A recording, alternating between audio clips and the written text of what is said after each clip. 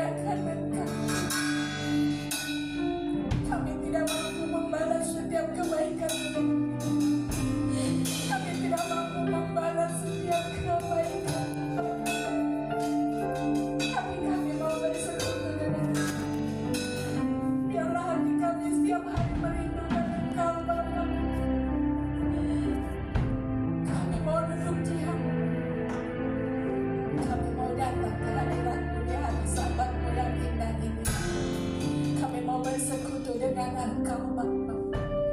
Terima kasih Bapa. Kami percaya Engkau ada di tempat ini. Engkau yang akan memulihkan kami. Engkau yang memberikan kekuatan bagi kami. Engkaulah Alfa dan Omega. Engkau yang awal dan yang akhir. Kami percaya Bapa, kuasa-Mu dahsyat bagi setiap kami. Kami mau memuji Engkau, kami mau memuliakan Engkau. Kami mau mengatakan bahwa Engkau lah Tuhan kami.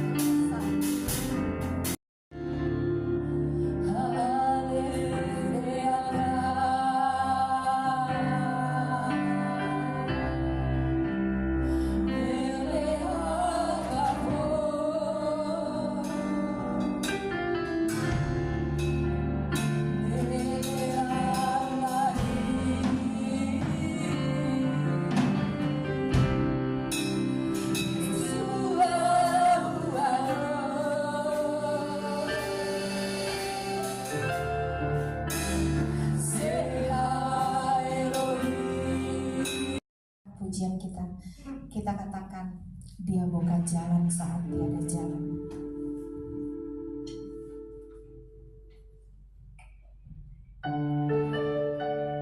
Haleluya. Kami percaya Bapa, saat tiada jalan Engkau sanggup dan mampu.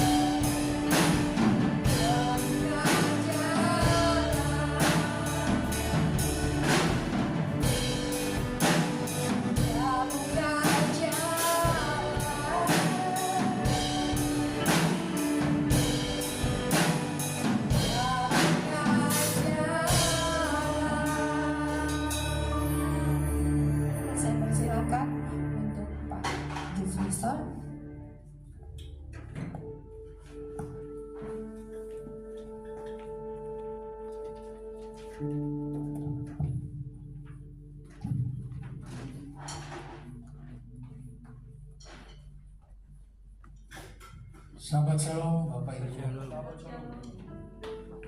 Baik, kita akan masuk pada Sidur dan kita memulai dengan Matohu.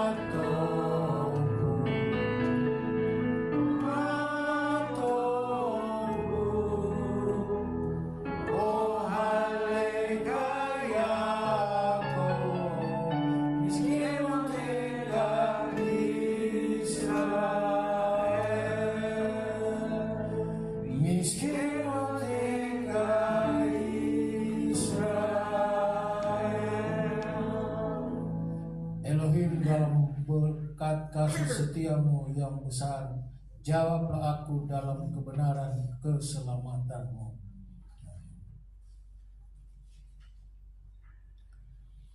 Kita masuk pada membacakan Mazmur 92 dan kita akan berbalas-balasan. Mazmur nyanyian untuk hari Sabat. Adalah baik untuk menyanyikan syukur kepada Adonai dan untuk menyanyikan mazmur bagi namamu, ya yang maha tinggi. Untuk mengingatkan kasih setiamu di waktu pagi dan kesetiaanmu di waktu malam. Dengan bunyi-bunyian 10 tali dan dengan gabus, dengan iringan kecapi. Sebab telah kau buat aku bersuka cita, ya Adonai, dengan pekerjaanmu. Karena perbuatan tanganmu aku akan bersorak-sorai. Betapa besarnya pekerjaan-pekerjaanmu, ya Adonai, dan sangat dalamnya rancangan-rancanganmu. Orang bodoh tidak akan mengetahui, dan orang bebal tidak akan mengerti hal itu. Apabila orang-orang fasik bertunas seperti tumbuh-tumbuhan dan orang-orang yang melakukan kejahatan berkembang, ialah supaya mereka dipunahkan untuk selama-lamanya.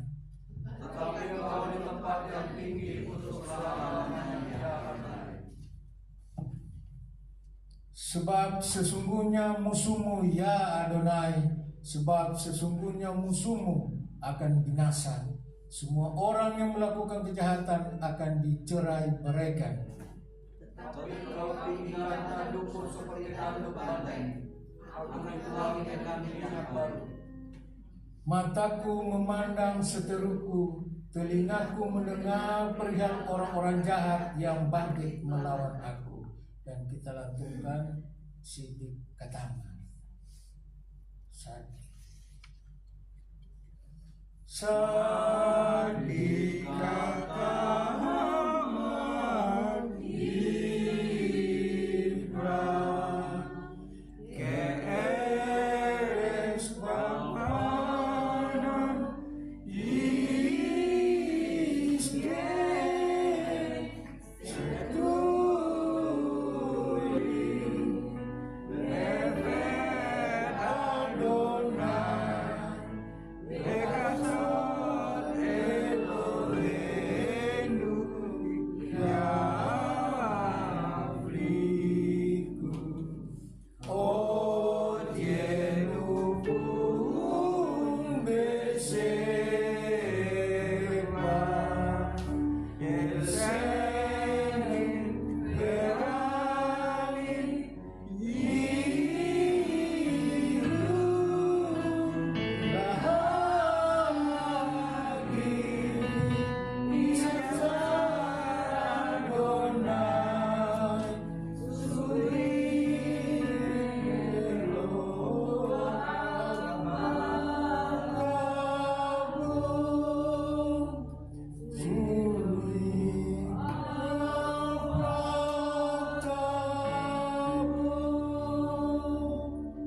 Orang benar akan bertunas seperti pohon korma, akan tumbuh subur seperti pohon aras Libanon. Mereka yang ditanam di bait Adonai akan bertunas di pelataran Elohim kita. Pada masa tua pun mereka masih berbuah, menjadi gemuk dan segar, untuk memberitakan bahwa Adonai itu benar, bahwa ia gunung batuku dan tidak ada kecurangan padanya.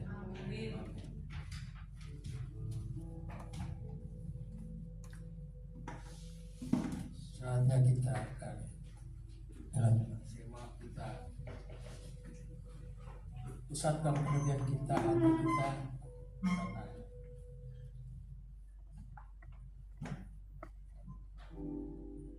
Parikut et Adonai ame pora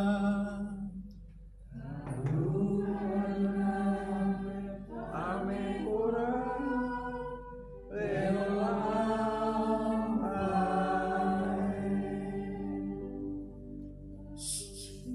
Shema Israel Adonai Elohenu Adonai Ea Baru Sem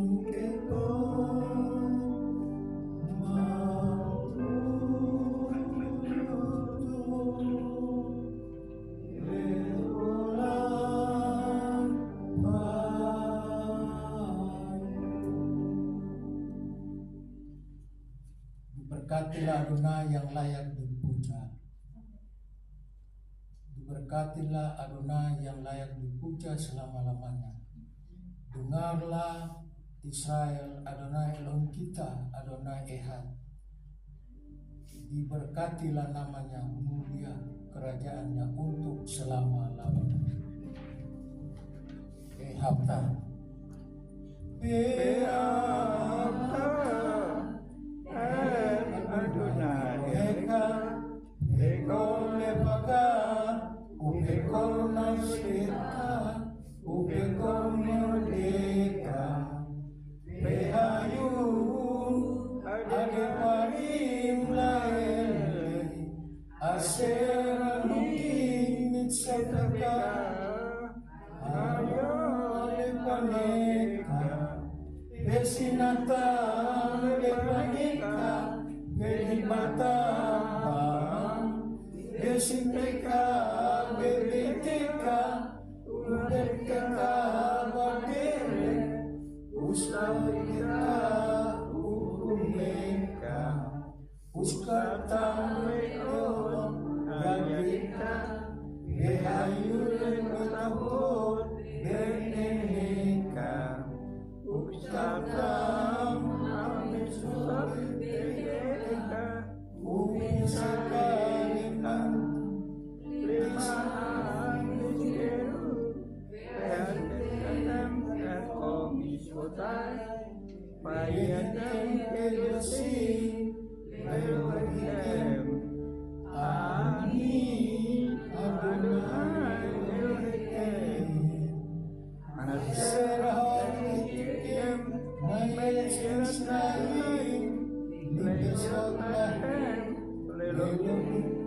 Amin Adonai Elohim Adonai Elohim Amin.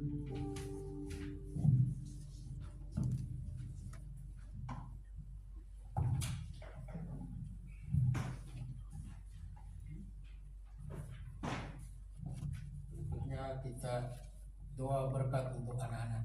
Gak ada anak.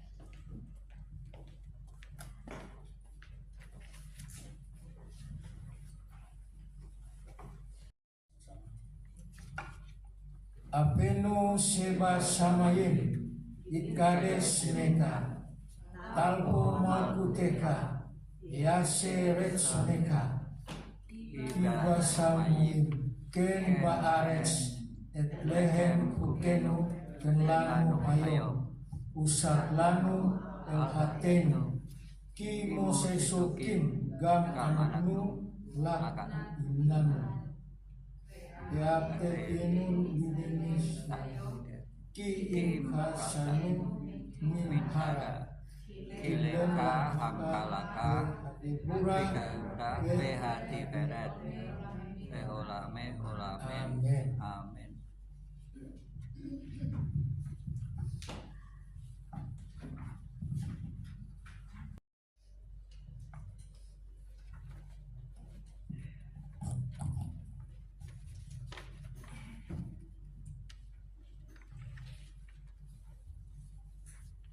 Saja kita akan membacakan Torah dan saya persilakan yang mau membacakan Torah.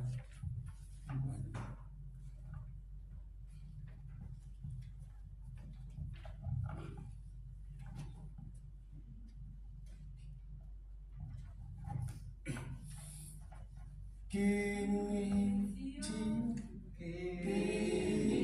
Cion Torah ini Cion Torah Ungkapan Adonai Yerushalayim Perusenatan Torah baru senatan Torah leamor Israel bidusato.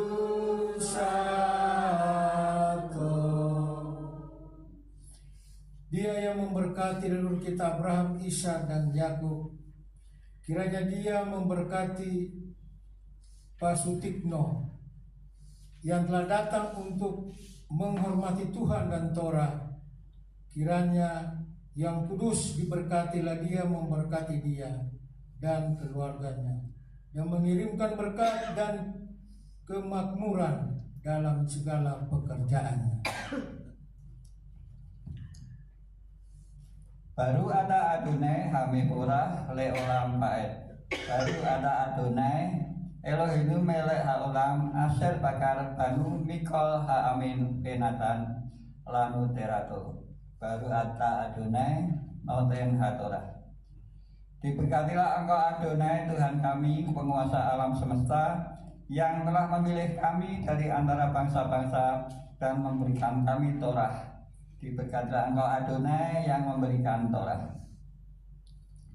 Bemidbar 30 ayat 2 sampai 8. Vayadaber Mose el Rase Hamatot Livne Yisrael Lemor Zehadafar Aser Siwa Adonai Iski Yidor Neder La Adonai O Hisafa Safwa Lesor Isar Al Nafso Lo Yikhel Devaro Kekal Hayat Se Mipi Yase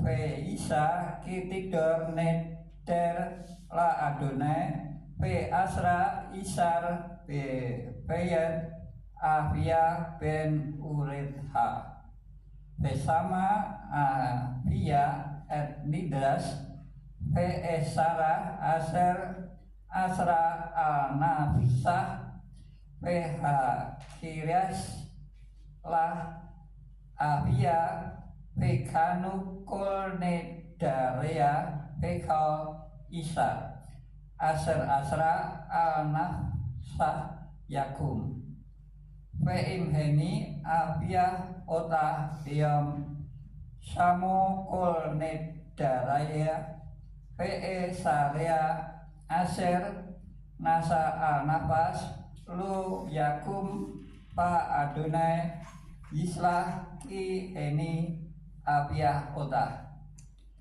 Fe'im Hayo Tiseh Leis Unedaria Alea Un Mitfah Sepatiyah Aser Asar Al-Nafsah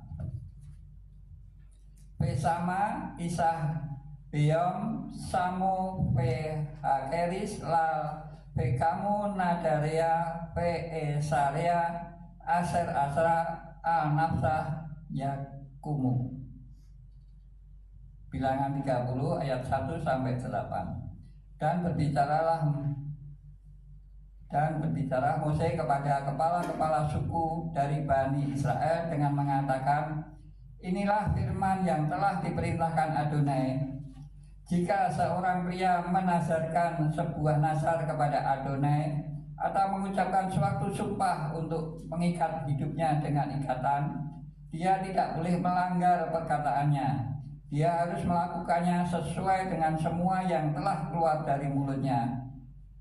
Dan ketika seorang wanita menazarkan sebuah nazar kepada Adonai dan telah mengikat suatu ikatan di rumah ayahnya dalam masa mudanya, dan ayahnya mendengar nazarnya dan ikatan yang telah mengikat jiwanya, dan ayahnya diam saja kepadanya, maka seluruh nazar itu akan berlaku, dan setiap ikatan yang mengikat jiwanya akan berlaku. Namun jika ayahnya menghentikannya pada waktu ia mendengarkannya, maka semua nazar dan ikatan yang mengikat jiwanya tidak akan berlaku. Dan Adonai akan memberikan pengampunan kepadanya karena ayahnya telah menghentikannya. Dan jika dia sudah menjadi milik seorang suami dan nazarnya ada di atasnya, atau karena sebuah ucapan bibir yang terburu-buru yang mengikat dirinya, dan suaminya mendengarnya pada waktu ia mendengarkannya, dan dia diam saja terhadapnya, maka nazarnya akan berlaku dan ikatan yang mengikat hidupnya akan berlaku. Namun jika pada waktu suaminya mendengarnya, dia menghentikannya, maka dia telah membatalkan nazarnya yang ada di atasnya, serta ucapan bibirnya yang terburu-buru yang telah mengikat jiwanya, dan Adonai akan mengampuni wanita itu.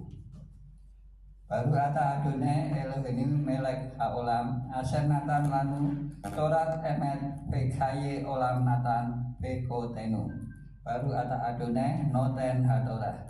Diberkatilah Engkau Adonai Tuhan kami, Raja semesta alam, yang telah memberikan Torah yang benar kepada kami, yang memberikan hidup kekal di dalam diri kami. Diberkatilah Engkau Adonai yang memberikan Torah. Dan inilah Torah yang diberikan kepada anak-anak Israel atas perintah Adonai melalui tangan Moses.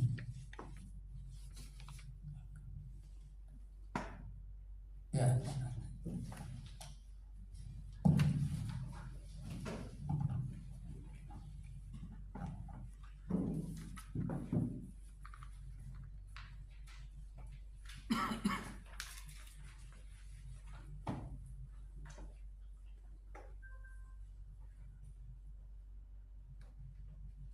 Sahabat Salom, Bapak Ibu, sudah dalam Mitra Kodes ya di sahabat ini kita membahas parasa di Yom Sabat ini. Mari kita berdoa. Bapa, kami mengucap syukur kami memiliki Bapa yang tetap memelihara setiap kehidupan kami dari hari pertama sampai hari ke-6 dan juga kami memasuki hari Sabat-Mu. Terima kasih Bapa. Terima kasih karena tanpa Engkau kami tidak bisa melakukan apa-apa. Tanpa-Mu kami adalah debu. Tapi saat kami mengandalkan Tuhan, saat kami berseru bahwa sumber daripada segala sumber, sehingga kami boleh ada terus dalam rencana Tuhan. Terima kasih Bapak. Sebentar kami akan membahas parasa yang menjadi tema di Sabat ini. Biarlah Roh Kudus yang memimpin kami sehingga Tuhan membukakan apa yang harus dibukakan sehingga kami mendapatkan hikmat dari pembahasan parasa di hari ini. Terima kasih Bapak, beri kami telinga seorang murid dan juga lidah seorang murid sehingga kami juga boleh membagikannya kepada orang-orang dan juga mereka terberkati. Di dalam nama Putra-Mu Yesus Masiah kami berdoa dan mengucap syukur. Haleluya, amin.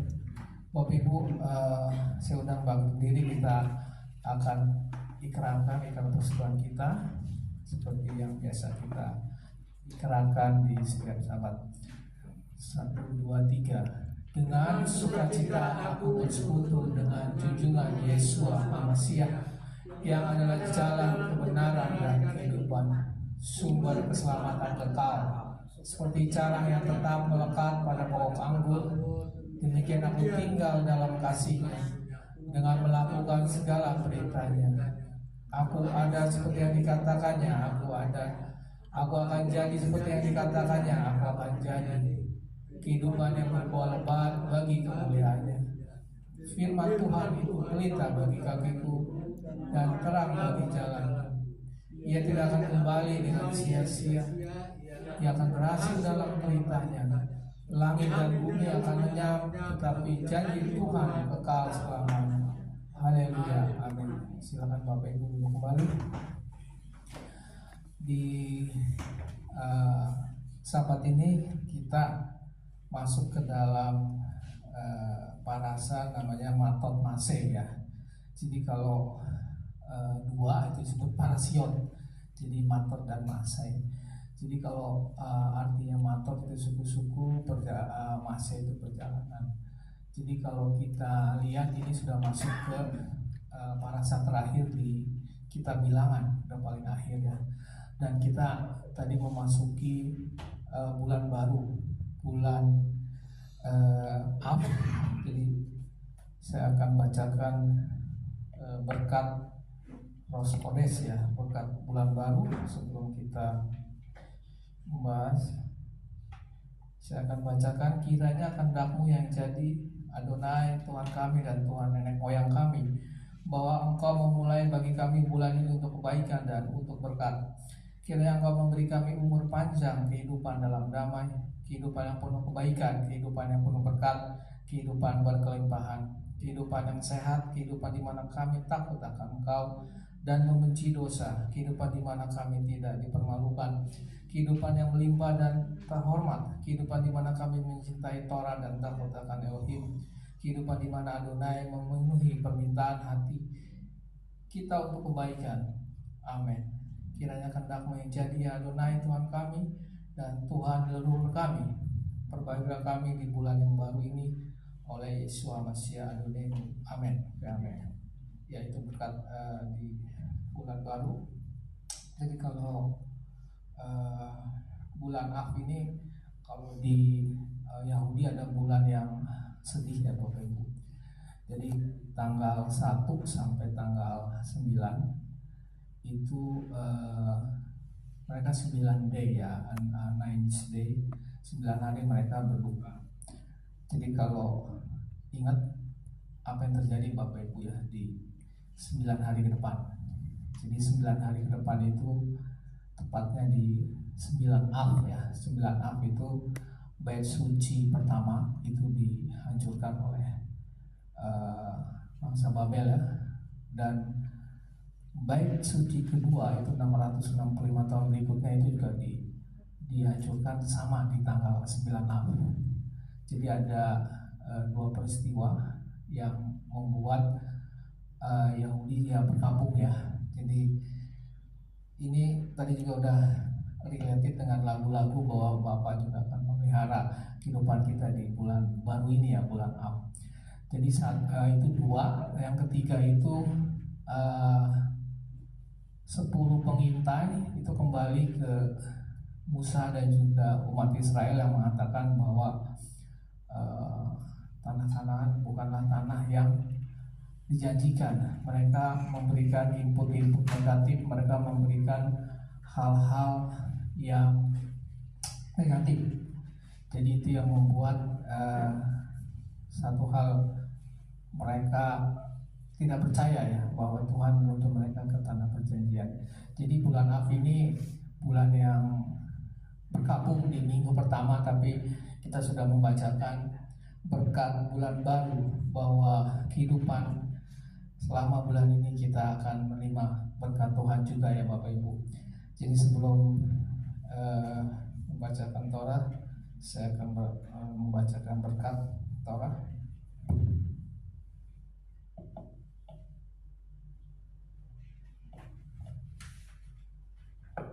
Bacakan baru kata Adonai Elohim melek haolam asem bakan baru mikol hamin kenatan lagu etorato baru kata Adonai noten hatorah. Diberkatilah Engkau Adonai Tuhan kami, Raja semesta alam yang telah memilih kami dari segala bangsa dan bahasa yang memberikan kami Torah. Diberkatilah Engkau Adonai pemberi Torah. Amin. Jadi tadi sudah dibacakan di pembacaan Torah oleh Pak Sutikno. Jadi memang panjang Bapak Ibu, karena ada dua parasa yaitu Mator dan Mase. Jadi kalau lihat dari bilangan yang 30 itu sampai bilangan 36, jadi hampir 6 pasal. Jadi kalau kita bahas ini memang cukup panjang dan agak lama ya, tapi saya akan bersingkat karena poin-poin saja yang akan saya sampaikan. Saya akan bacakan kembali dari bilangan 30 ayat 1 sampai 8 coba sampai ayat 2 saja. Nasar kaum perempuan, Musa berkata kepada kepala-kepala suku Israel, demikian inilah yang diperintahkan Tuhan apabila seorang laki-laki bernasar atau bersumpah kepada Tuhan sehingga ia mengikat dirinya kepada suatu janji, maka janganlah ia melanggar perkataannya itu, haruslah ia berbuat tepat seperti yang diucapkannya. Jadi kalau dalam parasa ini memang ada dua, saya kasih judul nasar atau sumpah, memegang janji atau menghargai nilai perkataan. Jadi kalau lihat dari bahasanya itu nasar, itu artinya janji ya Bapak Ibu. Jadi sebenarnya apa bedanya nasar dan sumpah ya, atau disebut kalau dalam bahasa Ibrani-nya itu sefuah ya Pak. Jadi sebenarnya ini mengenai perkataan ya Bapak Ibu ya. Jadi kalau kita berkata positif, pasti kita mendapatkan hal yang positif. Jadi kalau kita berkata negatif, itu pasti mendapatkan negatif. Jadi perkata itu kayak di udara ya, dia akan turun untuk sampai kepada apa yang menjadi. Nah itu yang Tuhan katakan di sini juga dalam parasa ini juga ya Tuhan mengajar kita untuk kita menghargai setiap nilai perkataan yang ada. Artinya setiap kata yang diucapkan itu mempunyai nilai, dan kita tahu ya Adonai sendiri itu mempunyai setiap kata atau firman yang diucapkannya, ia memiliki pribadi yang setia akan janjinya. Jadi dia bukan hanya pembuat janji, tapi dia juga pemegang janji, dan dia akan menggenapi janjinya. Jadi kalau Nasar ini next slide. Oh ya, ini sebelumnya saya akan pisahkan. Jadi memang ini matot masa itu, matot tuh suku-suku. Ini ada 3, Nasar kaum perempuan, pembalasan kepada orang Midian, penyerahan daerah sebelah timur sungai Yordan, dan kalau masa itu tentang tempat-tempat persinggahan orang Israel di padang gurun, kemudian batas-batas tanah Kanaan dan pembagian tanah Kanaan, dan kota-kota orang Lewi dan kota-kota perlindungan. Oke, nah ini adalah Nasar ya. Jadi Nasar itu suatu yang janji ya, artinya dia itu mengikatkan diri untuk membawa persembahan ataupun korban, dan biasanya itu merupakan janji. Artinya ya kalau di sini dikatakan, jika Tuhan melepaskan aku dari badai ini, maka aku akan bawa persembahan damai. Jadi kalau kita dulu di tempat yang Kristen bangsa-bangsa sebutnya janji iman.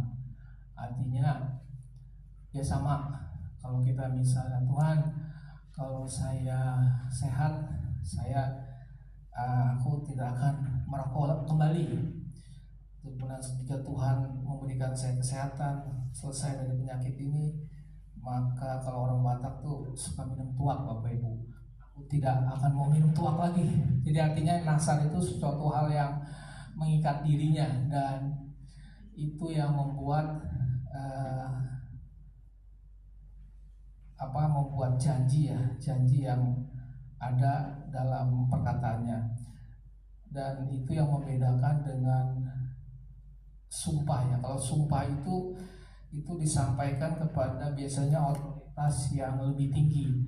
Jadi di sini dikatakan di Kejadian 21-31, Abraham dan Abimelek memeteraikan perjanjian dengan mengangkat sumpah. Jadi ini sumpah ini kadang-kadang agak suatu yang sebenarnya Tuhan katakan ya, karena ini membawa nama Tuhan ya, hati-hati ya, karena sumpah ini benar-benar terikat pada diri pribadi pengucapnya. Jadi kalau kita sumpah itu benar-benar yang memang di sini dikatakan di kalangan Yahudi juga dikatakan di Misna ada yang bilang bahwa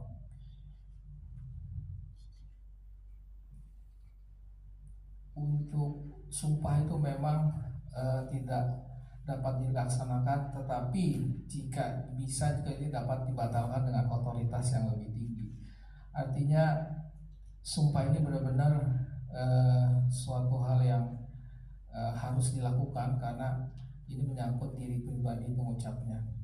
Dan ini yang Tuhan inginkan, bahwa ya sebenarnya kalau memang tidak mengucapkannya ya jangan mengucapkan, karena Yesus juga mengajarkan saya lihat di Matius ya, di Matius dikatakan apa yang jika katakan ya katakannya, dan jika katakan tidak katakan tidak, karena apa yang di luar itu bukan berasal daripada Tuhan, tapi berasal dari si jahat. Jadi itu yang sebenarnya korelasi di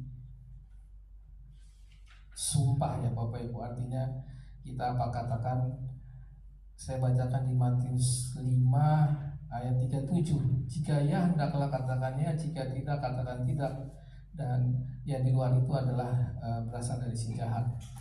Jadi itu yang perbedaan Nasar dan sumpah. Jadi kenapa di bilangan ini kita harus berhati-hati dengan perkataan Bapak Ibu, karena kalau kita berkata salah, itu kata itu akan mengejar kita. Jadi di sini dikatakan memang otoritas tertinggi adalah suami. Jadi seorang ayah.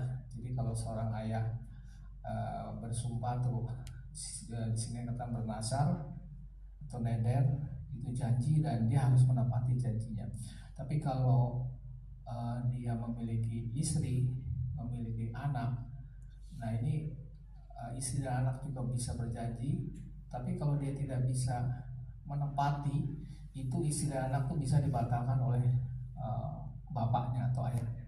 Jadi pembatalan daripada janji ataupun neder ini itu bisa dibatalkan oleh otoritas yang tertinggi, yaitu orang tua, terutama ayah. Jadi kalau istri suka mengucapkan kata-kata yang artinya ya matilah aku, saya udah nggak sanggup lagi, nah itu bisa dibatalkan oleh suaminya. Udah anak laki-laki perempuan, aduh saya tidak kuat lagi, lebih baik saya adalah sebagai saya sudah selesai aja, itu bisa dibatalkan oleh ayahnya. Jadi menurut bilangan otoritas tertinggi itu ayah. Jadi kalau kita melihat anak kita ataupun suami ya sebagai bapak ya, khusus sebagai bapak di sini ya kita bisa batalkan Bapak Ibu. Jadi hal-hal yang negatif yang membuat hal menjadi kejadian itu ya kita bisa batalkan. Dan Tuhan ajarkan di sini di Torah bahwa seorang bapak, seorang ayah itu bisa membatalkan karena dia memiliki otoritas yang tertinggi. Setelah itu baru ibu ya, kalau memang ibu, maksudnya orang tua ayah itu tidak ada, jadi ibu bisa mewakili untuk membatalkan sumpah. Dan ini yang menjadi kita hargai dari satu perkataan ya Bapak Ibu. Jadi perkataan itu yang membuat kita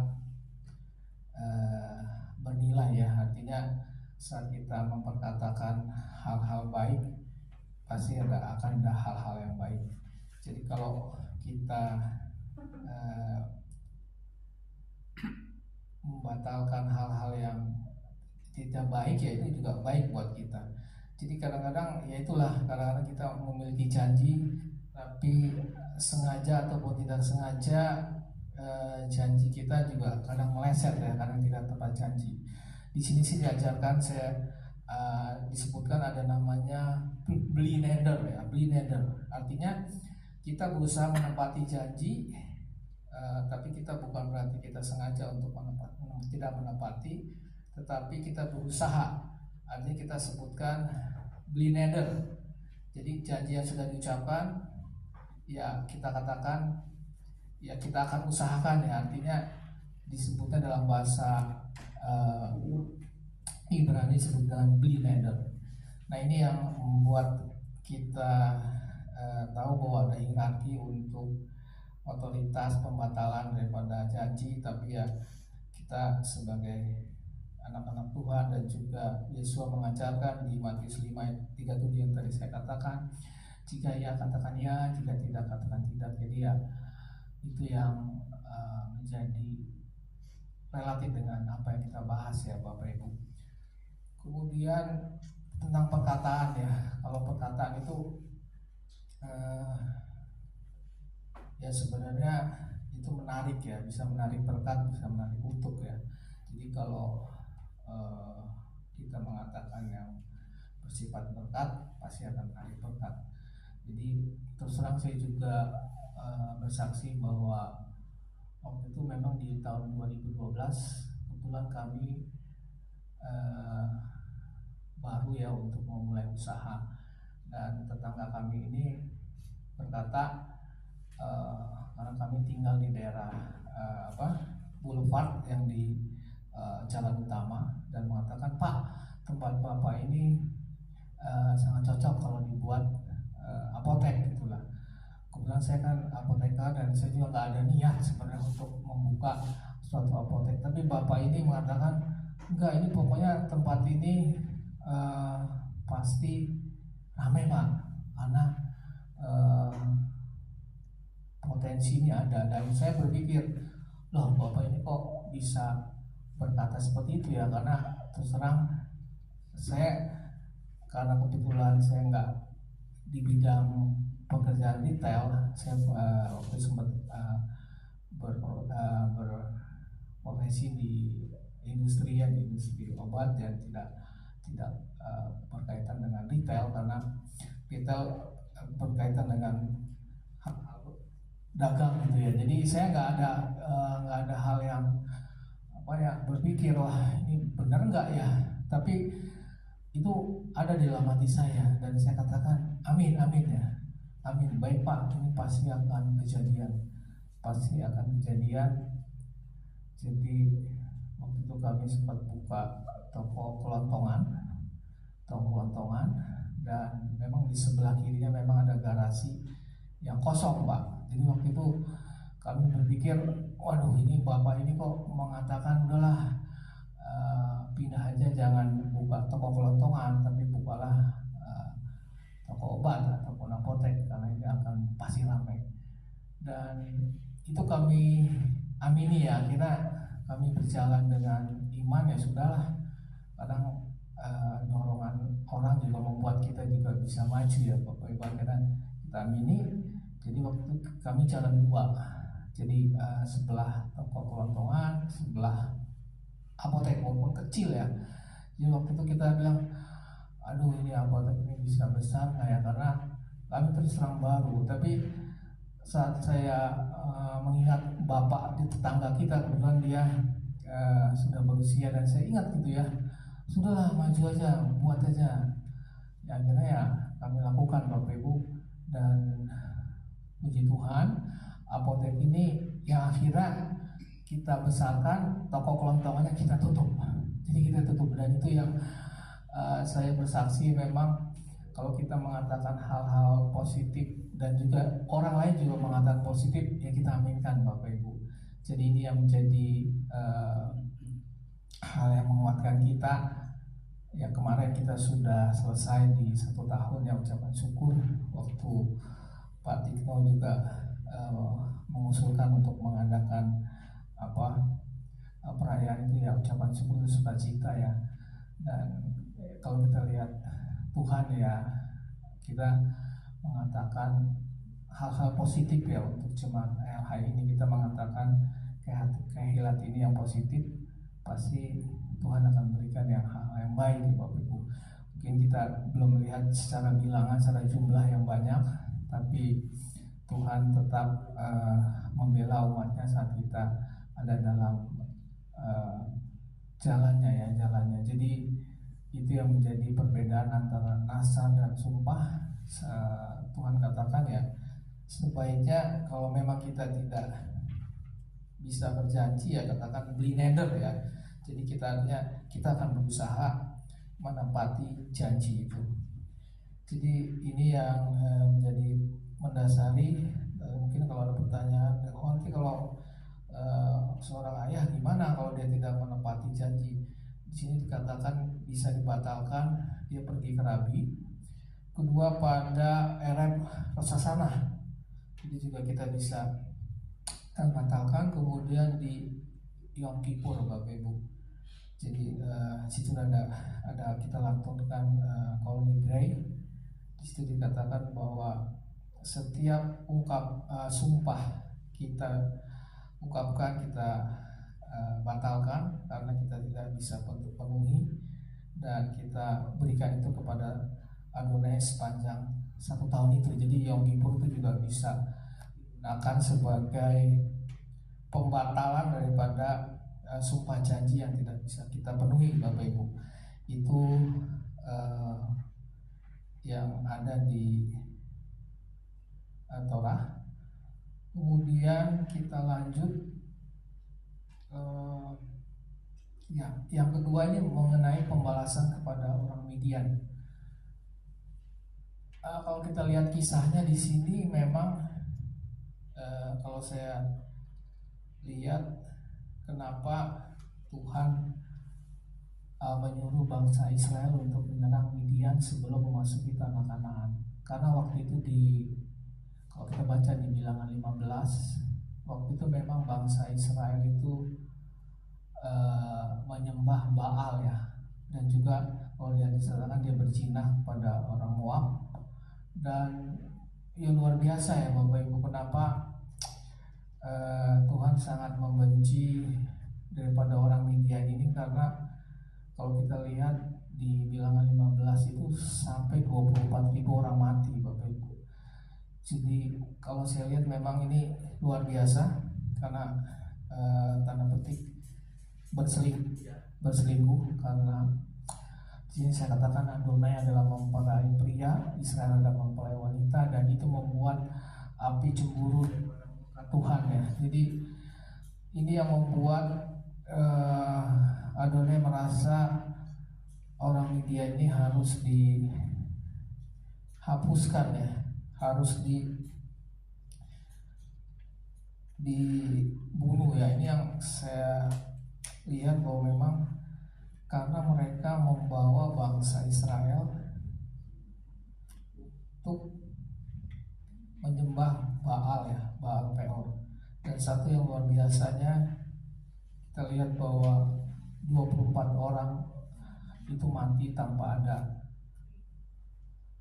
jadi mati sia-sia ya. Jadi ini yang membuat kita lihat bahwa Adonai itu sangat cemburu. Jadi dia bukan sebagai Tuhan yang setia, Tuhan penyayang, tapi dia juga cemburu Bapak Ibu. Kayak kita lihat sekarang kan sudah bergejolak. Kalau kita lihat kemarin Kamboja dan Thailand orang aja meninggal, sudah ya jumlahnya gitu banyak. Tapi kalau ini saya lihat bukan lumayan, itu 24.000 orang sia-sia mati karena menyembah Baal Peor, bangsa Israel dihasut oleh orang Midian. Dan ini di Bilangan 31 ya, dikatakan bahwa orang Midian akhirnya Tuhan habisi, Tuhan ambil ya Jadi kalau kita lihat dari hal ini bahwa Tuhan tidak main-main Bapak Ibu, kalau kita memiliki Tuhan selain Adonai sendiri ya, Besem Yesua Masiah, dan pembalasannya bukan main-main, pembalasannya adalah kematian. Itu mengenai pembalasan kepada orang Midian, itu ayat di Bilangan 31. Kemudian kita lanjut lagi ke selanjutnya, yaitu bisa next ini batas tanah Kanaan dan pembagian tanah Kanaan. Jadi kalau kita lihat bisa kembali Bapak Ibu ya. Ini di sini dikatakan, kalau kita lihat ini ada gambar Manasye, itu ada dua ya. Sebenarnya bisa ke sebelah ya, sebelumnya. Nah ini pembagian tanah suku Israel. Tadi kan judulnya Matot ya. Jadi waktu itu memang suku Gad dan Ruben ini, kalau kita lihat di gambar itu tuh di tengah itu ada sungai Yordan.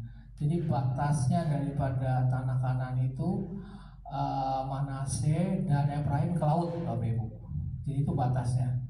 Sedangkan ke sebelah timur itu bukan daripada tanah Kanaan. Ini kemarin saya ambil dari Google. Jadi kita lihat di situ pembagian tanah bervariasi ya Bapak Ibu ya. Ada yang besar, ada yang kecil, ada yang luas, ada yang sempit. Itu tergantung daripada jumlah daripada suku masing-masing. Dan di Parasa Matot ini dikatakan Gad dan Ruben dia menginginkan tanah di luar tanah Kanaan. Gad dan Ruben menginginkan di luar tanah Kanaan. Jadi dia di sebelah kanan ya, sebelah timur. Dan itu yang membuat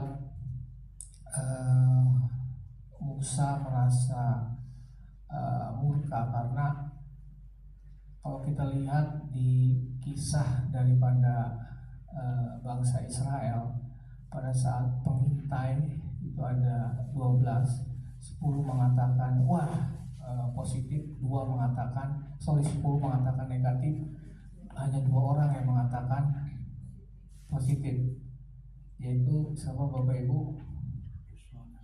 Yosua dan Kaleb, Pak ya. Jadi 2 orang. Dan itu yang membuat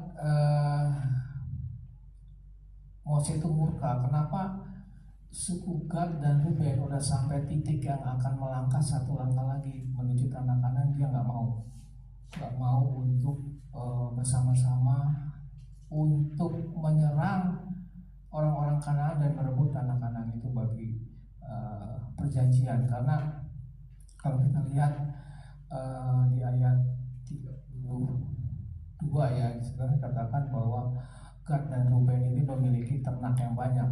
Dia merasa bahwa tanah ini sangat subur, tanah ini sangat baik, dan itu yang membuat mereka meminta kepada Mose, biarlah saya mendapatkan tanah sebelah timur Yordan, karena kami memiliki ternak yang banyak dan kami percaya bahwa tanah ini akan memenuhi kebutuhan daripada ternaknya. Dan Mose teringat terhadap pengintai 12 pengintai. Kita baca di Bilangan 15 dikatakan bahwa 10 orang berkata negatif, 2 orang berkata positif. Dan itu yang membuat murka daripada Adonai. Jadi mereka kembali selama 40 hari dari pengintaian. Dari setiap suku diambil 10 orang dan diambil 1 orang ya, jadi 12 orang, dan kembali selama 40 hari. Dan saat 10 orang berkata tidak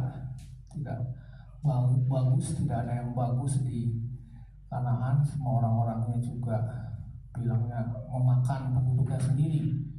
Dan itu yang membuat murka Elohim sendiri, dan murkanya itu luar biasa Bapak Ibu.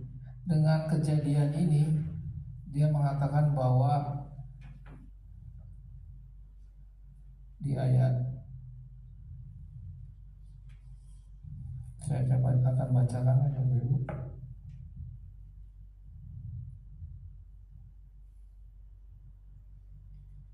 Jadi di ayat 32 ayat 14, dan sekarang kamu bangkit ganti bapak-bapakmu satu kawan orang-orang berdosa untuk menambah lagi murka Tuhan yang menyala-nyala kepada orang Israel. Dan di sini dikatakan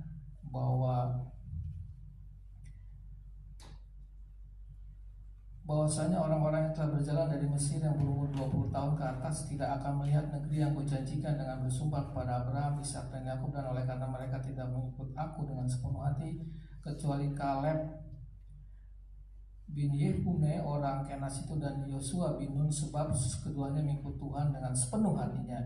Sebab itu bangkitlah murka Tuhan kepada orang Israel sehingga ia membuat mereka mengembara di padang gurun 40 tahun lamanya, sampai habis segenap angkatan yang telah berbuat jahat di mata Tuhan. Jadi gara-gara berkata negatif 40 tahun Bapak Ibu mengembara. Jadi memang ini harga yang harus dibayar oleh bangsa Israel saat mayoritas mengatakan negatif. Murka Tuhan juga kejadian. Itu ekivalen mereka 40 hari mengintai di tanah Kanaan, 40 tahun mereka ada di padang gurun Bapak Ibu. Jadi itu yang saya katakan, kalau kita tetap berpikir positif pasti Tuhan akan membela kita ya. Jadi kalau kita lihat di sini, Musa merasa bapak-bapak daripada Gad Ruben kok nggak merasa ya kalau mereka gara-gara mereka itu 40 tahun tuh mengembara gitu loh. 40 tahun itu harusnya sudah bisa diselesaikan selama perjalanan 40 hari, 40 tahun. Dan ini yang membuat Musa merasa murka ya. Tapi orang Gad dan Ruben berkata, tidak, aku akan ikut berperang ke tanah Kanaan bersama suku-suku lain dan akan merebut tanah Kanaan. Dan itu yang akhirnya membuat lunak hati Musa. Tapi kalau kita lihat di sini, di sebelah kanan itu kan ada Manase, Gad, Ruben ya. Jadi memang Musa akhirnya menyuruh Manase, setengah suku Manase untuk menemani Gad dan Ruben di sebelah timur Yordan. Jadi kalau kita lihat di sini ya dibagi dua Manase. Jadi mereka menemani suku Gad dan Ruben. Jadi ini yang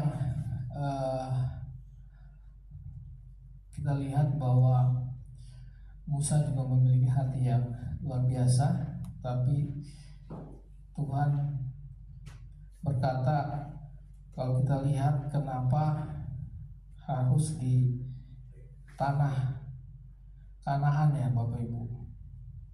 Jadi kenapa tidak boleh di luar tanah Kanaan? Itu kalau kita lihat di Keluaran ya, saya baca di Keluaran 19 ayat 6 dikatakan di sini bahwa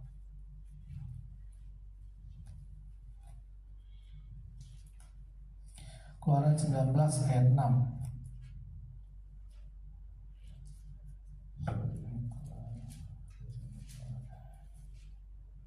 Keluaran 19 ayat 6.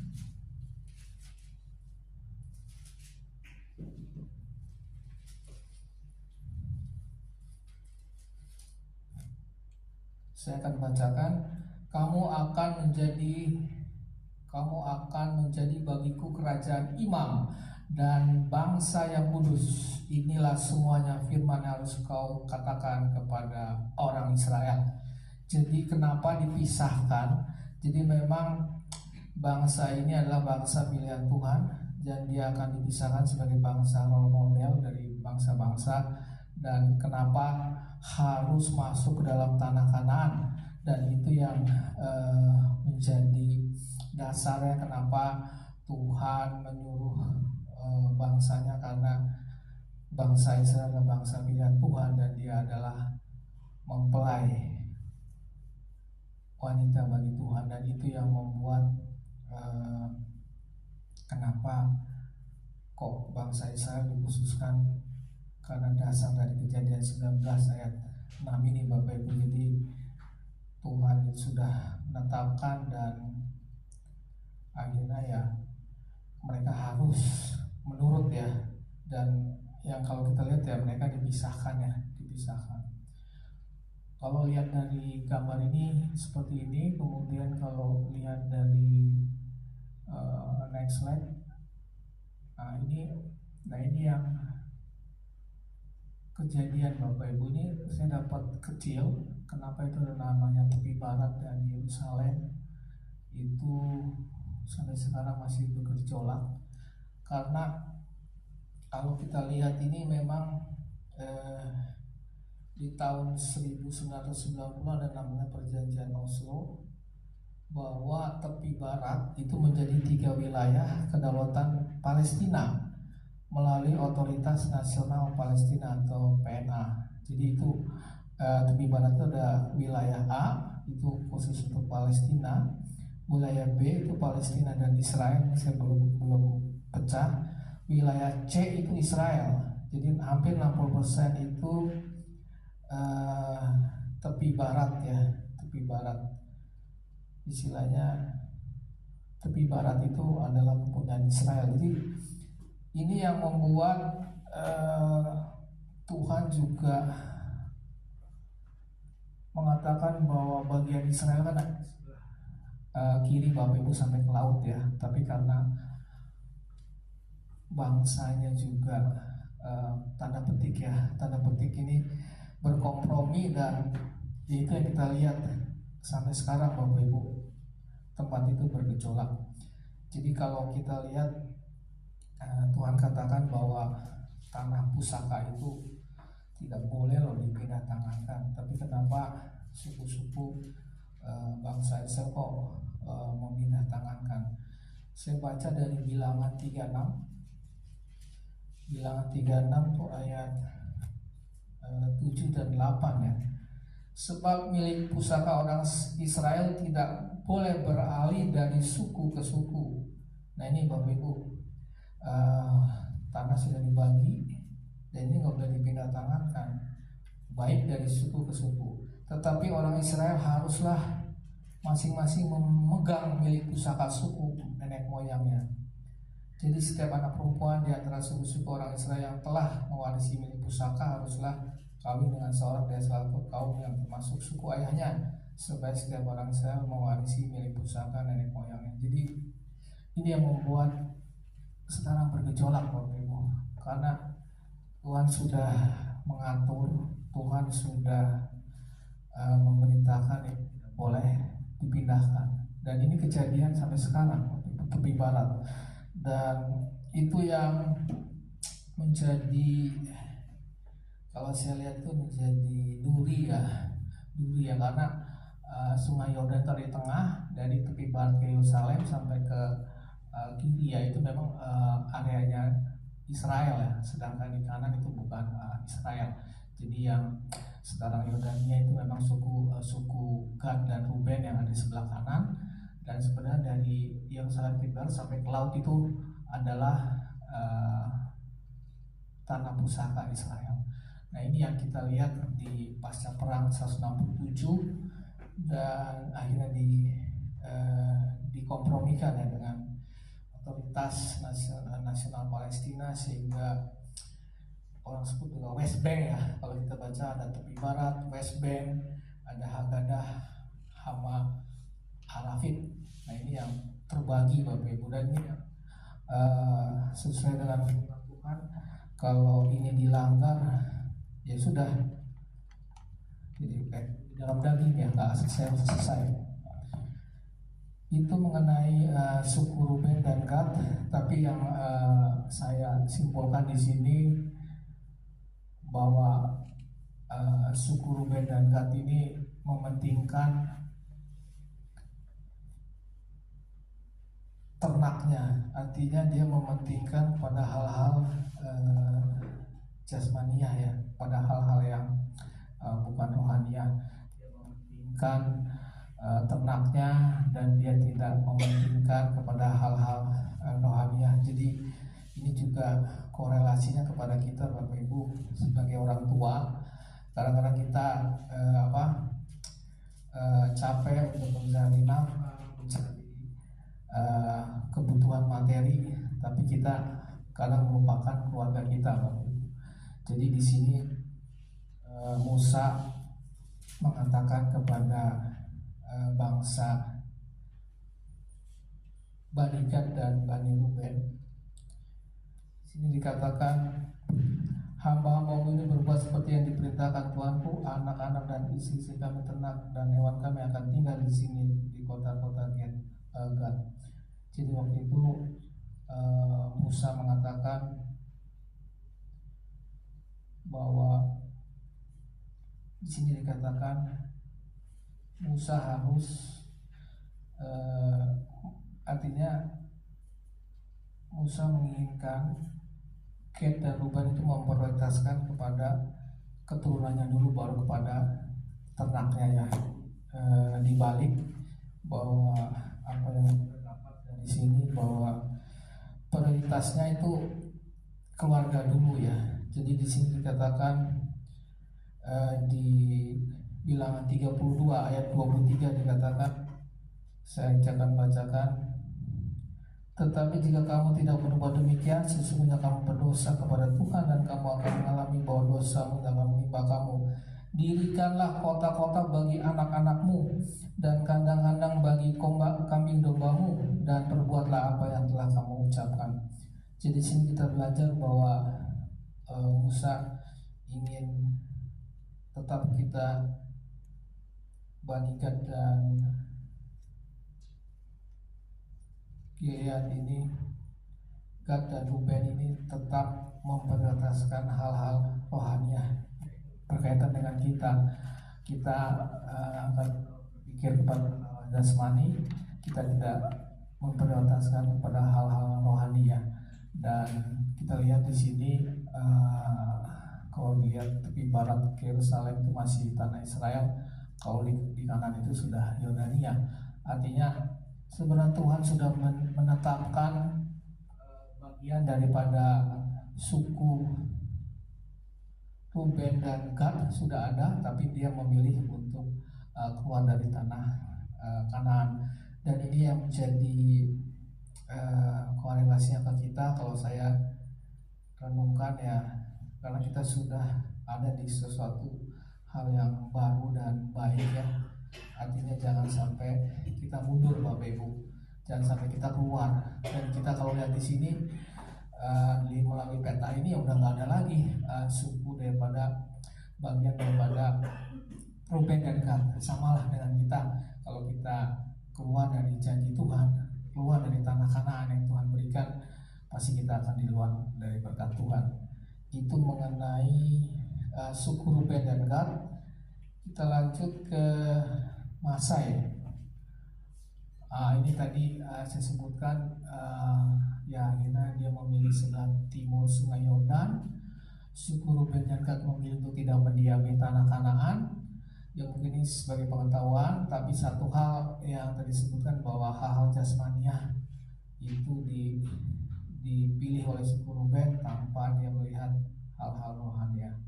Nah ini yang berikutnya adalah Mase. Mase ini kalau kita lihat kenapa Mose disuruh oleh Adonai untuk menuliskan. Kalau dituliskan itu ada 42 titik Bapak Ibu, dari dia keluar dari bangsa Mesir sampai ke tanah Kanaan. Jadi ada 42 titik penghentian. Artinya panjang juga ya Bapak. Mungkin saya nggak bisa detailin, tapi memang harus kita pelajari ya. Ada 42 titik, mungkin ada yang setahun, ada yang 2 tahun, tapi bangsa Israel itu berhenti artinya dia tidak ada di satu titik dan ada di 42 titik. Jadi kalau kita lihat di sini, saya tarik sih sebenarnya korelasinya apa ya, karena Tuhan katakan bahwa ya Tuhan memelihara dan memimpin sepanjang perjalanan daripada bangsa Israel. Dan artinya walaupun murka Tuhan gara-gara 10 pengintai tidak mengatakan hal positif 40 tahun mengembara, tapi ini Tuhan tidak pernah meninggalkan umatnya ya. Di sini dikatakan kalau kita baca di Bilangan 33 cukup panjang, tempat persinggahan panjang banget Bapak Ibu. Tapi satu korelasinya buat kita perenungannya bahwa setiap titik-titik kehidupan kita ya, itu Tuhan pasti menolong kita. Artinya di setiap titik-titik kehidupan kita lihat bahwa pertolongan Tuhan itu tidak akan habis-habisnya. Dan itu yang membuat kita harus bersyukur Bapak Ibu. Ucapan syukur kita yang membuat iman dan juga gairah kembali untuk bisa terus dalam Tuhan ya. Jadi kalau kita renungin sekali lagi, saya lihat 42 titik itu sangat capek ya, karena kalau orang pindah rumah itu kan udah capek banget ya Bapak Ibu, harus pindah, harus beresin, kemudian harus pindah sampai 42 kali ya, itu luar biasa ya. Jadi kalau orang bilang ya lebih dari kontraktor lah, jadi pindah dari kontrakan. Nah ini sangat sangat capek ya. Tapi kenapa Musa harus menulis ya, itu karena perintah Elohim. Satu ya supaya Israel itu mengingat keajaiban dan pemeliharaan Tuhan dan Elohim. Dan itu yang kadang-kadang kalau kita lihat bangsa Israel kadang juga tegar tengkuk juga ya Bapak Ibu. Kadang-kadang Tuhan sudah baik, sudah memberikan mana, memberikan tiang api, tiang awan, tapi tetap aja ada tegar tengkuk sampai semua yang lahir di Mesir dan pergi bangsa saya tidak ada yang masuk ke tanah Kanaan, termasuk Musa sendiri, termasuk Harun yang meninggal, dan juga Miriam. Dan itu yang menjadi korelasi kepada kita bahwa setiap titik kehidupan kita, walaupun orang nggak tahu ya bahwa gue sulit atau berat, tapi satu ya, kita baca dari sini Tuhan pasti pelihara kehidupan kita, Bapak Ibu. Jadi ini kekuatan buat kita bahwa mungkin nggak instan ya, harus berproses. Setiap pribadi dalam setiap masalah di keluarga, dalam setiap hal yang kurang baik antara orang tua dan anak dan orang tua, tapi satu hal, kita harus tetap setia dan juga berpikir bahwa Tuhan memberikan jalan, dan satu yang harus kita lakukan, kita harus bersyukur, Bapak Ibu. Itu yang mengenai Masai. Next step. Ya, ini yang terakhir Bapak Ibu, saya nggak panjang, itu namanya kota-kota orang Lewi ya, kota-kota orang Lewi. Jadi kenapa orang Lewi itu dikasih kota, Bapak Ibu? Dia dikasih kota, dia tidak dikasih daerah. 48 kota, jadi 42 kota dan 6 kota perlindungan. Jadi kalau saya lihat memang waktu di era Israel kan itu orang laki-laki ya, saya catat di sini, setiap laki-laki itu harus mengunjungi Yerusalem itu sebanyak 3 kali dalam 1 tahun. Jadi pada hari raya Pesak, pada hari raya Shavuot, dan pada hari Sukkot. Jadi tadi kita sudah lihat luas wilayah daripada Israel, dan hikmat Tuhan yang diberikan kepada Mose bahwa pengajaran Torah itu harus ada bagi setiap suku. Makanya kalau di sini kenapa 42 kota disebar ya? Jadi mungkin di area Efraim, di area Manase, di area suku-suku misalnya suku Gad dan juga Dan. Nah itu ada kota-kota yang dikhususkan untuk suku Lewi. Jadi kalau saya berpikir ya, ini pengaturan Tuhan supaya pengajaran Torah Tuhan juga boleh diajarkan di suku-suku ya Bapak Ibu. Dan ini yang menjadi hikmat buat Mose, bahwa suku Lewi memang tidak diberi wewenang untuk bekerja, karena mereka ada di Miskan, ada di Bait Suci, dan mereka dikhususkan, dan ada 42 kota dan 6 kota perlindungan. Jadi kalau saya baca apa itu kota perlindungan, jadi memang waktu itu dikatakan bahwa kota-kota ini disediakan oleh Elohim sendiri bagi orang yang membunuh seseorang tidak sengaja. Jadi kalau orang itu membunuh dan dia belum diadili, dan mungkin tidak seperti sekarang ya, sudah ada hukum, dia itu harus dibawa ke dalam namanya suatu kota, yaitu kota perlindungan. Artinya supaya sanak saudaranya tidak menuntut balas kalau gitu. Jadi sampai mereka diadili. Kenapa ada kota perlindungan? Dan di situ memang tinggal seorang imam besar. Jadi imam besar ini yang akan terus ada di kota perlindungan, dan kota perlindungan itu membuat keluarga yang dibunuh ya itu tidak boleh melakukan pembalasan, tidak boleh melakukan pembalasan. Artinya tidak boleh dilakukan pembalasan sampai itu diadili. Dan kalau kita baca di Bilangan 35 ayat 2 sampai 8, di sana dikatakan bahwa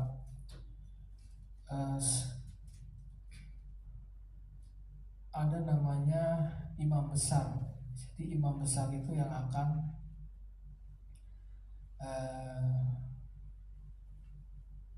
membuat perlindungan kepada orang tadi ya. Artinya imam besar itu yang ada di kota perlindungan yang membuat orang yang tadi membunuh secara tidak sengaja itu aman ya. Jadi karena ada imam besar ini akan menjadi wafat, dan baru dikatakan bahwa orang itu boleh keluar dari kota perlindungan. Jadi kalau di sini dikatakan, kalau dulu disebut ada namanya diktum, pernyataan dari Rabbi ini dikatakan kematian orang benar mendamaikan. Jadi the death of the righteous brings autonomy, artinya kematian orang benar mendamaikan. Jadi kalau kita lihat korelasinya di sini bahwa kita memiliki imam besar yaitu Yesua Masiah. Jadi kalau kita ada dalam perlindungan Dia dengan darah Yesua Masiah, ya inilah kita dalam perlindungan dan perdamaian daripada Bapa Surgawi. Artinya kalau korelasinya tadi orang yang dibunuh itu boleh tinggal di kota perlindungan sampai imam besar meninggal sampai wafat, baru dia boleh keluar dari kota perlindungan sehingga selesai ya, artinya dia menjadi orang benar lagi. Jadi korelasinya kepada kita saat kita ada di dalam perlindungan daripada Yesua Masiah, kita dalam keadaan yang baik dan benar. Dan satu pendamaian itu yang Yesua Masiah sudah kerjakan di kayu salib, bahwa dengan darah Yesua Masiah kita sudah menjadi damai kepada Bapa. Dan itu yang menjadi korelasi. Saya coba lihat kenapa kota perlindungan itu Tuhan adakan bagi bangsa Israel, dan korelasinya di perjanjian baru bahwa Yesua juga sudah mengenapkan untuk imam besar ini, Bapak Ibu. Itu saja. Next, saya sedikit. Nah ini yang tadi saya sebutkan bahwa ya artinya Elohim memberikan kesempatan bagi orang yang bersama, yaitu sama, dan artinya ya ini ada kasih di sini. Kasih kota perlindungan juga menunjukkan kasih Elohim untuk memberikan kesempatan bagi orang yang bersalah untuk bertobat dan memperbaiki diri. Dan ini yang saya katakan sekali tadi, bahwa Yesua Masiah sebagai kota perlindungan sejati bagi orang percaya, karena Dia adalah imam besar kita yang mendamaikan kita kepada Bapa. Ini yang berkaitan dengan kota perlindungan. Oke, saya terakhir. Next, ini saya akan tarik satu kesimpulan bahwa ya tadi mengenai nasar dan sumpah, ini kita harus tahu ya konsekuensi kalau kita tidak menepati janji. Dan tadi kalau pembatalan itu hanya dilakukan oleh memiliki otoritas lebih tinggi, itu akan digenapi ya. Kalau kita tidak bisa melakukan menepati janji, kita harus lari ke otoritas yang lebih tinggi. Kemudian di pembagian wilayah tadi kita sudah lihat bahwa suku-suku sudah dibagi, dan ini adalah kewajiban pada kita. Ya kita percaya akan janji Tuhan. Kalau kita sudah dikasih satu tempat tanah Kanaan, kita tetap percaya dan Tuhan akan memberikan berkatnya. Kemudian yang ketiga, next, perjalanan, ini batas wilayah. Jadi ini ya perjalanan bangsa Israel, juga perjalanan kita ya sepanjang hidup ini. Kita juga harus memiliki hati yang bersyukur karena Tuhan tetap memimpin kita. Dan terakhir adalah kota perlindungan, Bapak Ibu.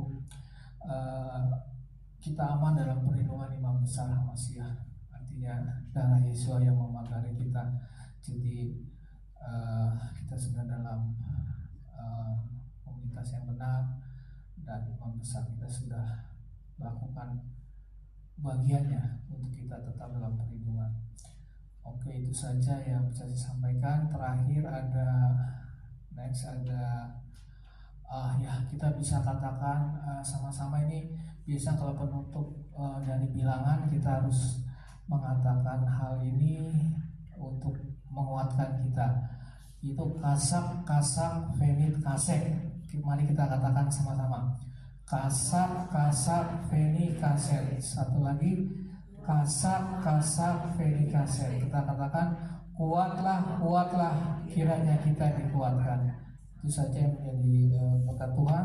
Mari kita tutup dengan doa. Bapa, kami mengucap syukur untuk kasih setiamu bahwa Roh Kudus sendiri, Roh Kudus sendiri yang akan menggenapi, akan menyelesaikan setiap parasa yang kami bahas di hari ini. Bapa, biarlah kami memiliki hati yang pun untuk membaca firman Tuhan, walaupun kami sibuk, walaupun kami waktu yang terbatas, tapi kami memiliki hati untuk terus meneliti firman-Mu, sehingga kami dikuatkan, kami diberi jalan keluar, kami dibebaskan, kami diberi hal-hal yang baik, dan kami melihat Tuhan tidak pernah meninggalkan kami. Terima kasih untuk parasa ini Bapak, dan di bulan baru ini ada bulan Ab, tapi kami percaya bahwa pemeliharaan Bapak ajaib untuk 1 bulan ke depan dan bulan-bulan berikutnya. Terima kasih Bapak, dalam nama Yesus Mesias kami berdoa ucap syukur. Haleluya, amin.